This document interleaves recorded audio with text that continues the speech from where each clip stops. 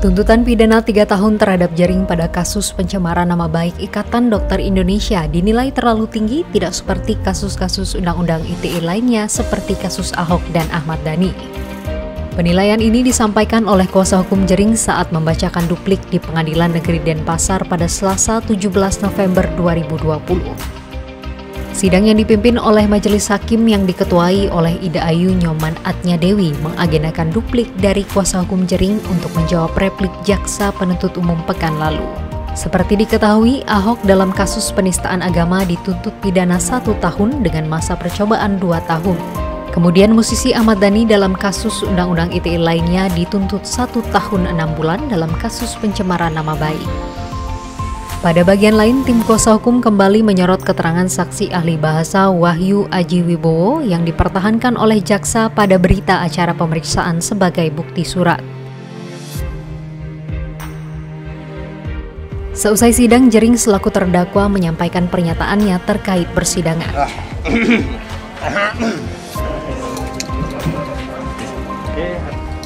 Ya, terima kasih kawan-kawan media. Itu tadi sidang pembacaan duplik dari kuasa hukum saya. Seperti yang kita dengar tadi, tim kuasa hukum membongkar banyak sekali kelemahan-kelemahan dari pihak JPU. Salah satu yang paling menonjol itu adalah tentang saksi ahli bahasa, di mana beliau saksi ahli bahasa, ini ibunda saya, tadi itu saksi ahli bahasa dari pihak JPU ternyata tidak seahli yang seperti dikemukakan oleh JPU, dan setelah ditelusuri oleh tim penguasa hukum saya, ternyata banyak data-data yang tidak sesuai dengan apa yang dikatakan pada saat sidang. Juga ketika penyidikan dengan di sidang juga berbeda statement. Jadi sementara ya salah satu yang dijadikan alasan JPU untuk menuntut saya 3 tahun kan salah satu alasan terbesarnya itu karena memakai dasar dari statement dari ahli bahasa yang sudah dimanipulasi. Jadi ya harapan saya sih semoga Ibu Hakim, Bapak Hakim yang mulia juga bisa memberi keputusan yang seadil-adilnya. Ya sebagai sesama ibu, mungkin Ibu Hakim, Diki Wenten ibu saya Diki, saya masih ada utang cucu pertama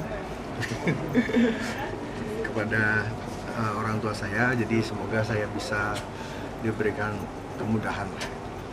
Apalagi ya jangan sampai hanya gara-gara berpendapat saya bisa sampai menyakiti perasaan orang tua saya anak tunggal. Jangan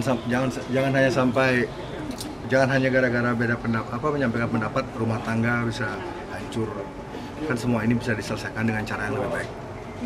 Kita buktikan Indonesia ini negara yang bijaksana, bukan negara yang otoriter. Terima kasih. Ya. Oke.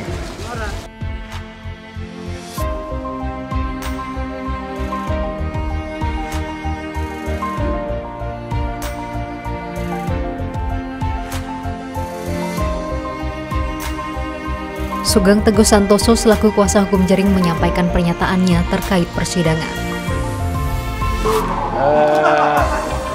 Baik ya, selamat siang. Jadi duplik kami hari ini sebetulnya kita mau memperlihatkan hukum itu jangan dibelak-belokan, ya. Kemudian jangan mau menghukum orang dengan mencari pembenaran. Karena sejak semula saya katakan, pencarian keadilan itu membutuhkan namanya presisi. Ketika kita sidang pertama, kita menolak sidang online supaya dapat presisi. Ketika sudah sidang online, ya, proses pembuktian sudah lewat, ada ahli yang didengar keterangannya di persidangan. ahli tersebut sesungguhnya memberikan keterangan yang baik untuk Jering, ya, untuk terdakwa. 2 ahli bahasa, Aji Wibowo dan Pak Jiwo Atmaja itu memberi keterangan yang baik untuk Jering. Tetapi dalam tuntutan, surat tuntutan dan juga replik jaksa, yang dikutip adalah berita acara pemeriksaan. Padahal untuk mendapatkan keadilan yang baik, terapkan KUHP secara konsekuen, yaitu apa yang ahli nyatakan di depan persidangan. Kedua ahli ini, ya, bukan BAP yang diambil, karena pasal 186 KUHP itu jelas sekali menyatakan keterangan ahli adalah apa yang oleh ahli sampaikan di persidangan. Ini keterangan ahli, ya. Dan keterangan ahli terkait postingan Jering tanggal 15 itu bukanlah penghinaan. Postingan Jering tanggal 15, ya. Itu bukan penghinaan. Tetapi kemudian oleh jaksa dia mengutip BAP untuk menyatakan bahwa itu penghinaan. Di copy paste dengan satu sikap manipulatif. Itu yang pertama. Jadi keadilan itu membutuhkan presisi. Oleh karena itu kami berharap majelis hakim menerapkan pasal 186, ya, pasal 186 dengan mengambil keterangan Bapak ahli Jiwo Atmaja maupun ahli Ariji Wibowo. Itu yang pertama. Tadi yang kedua, ya, perkara ini titik berat pembuktiannya itu pada keterangan ahli.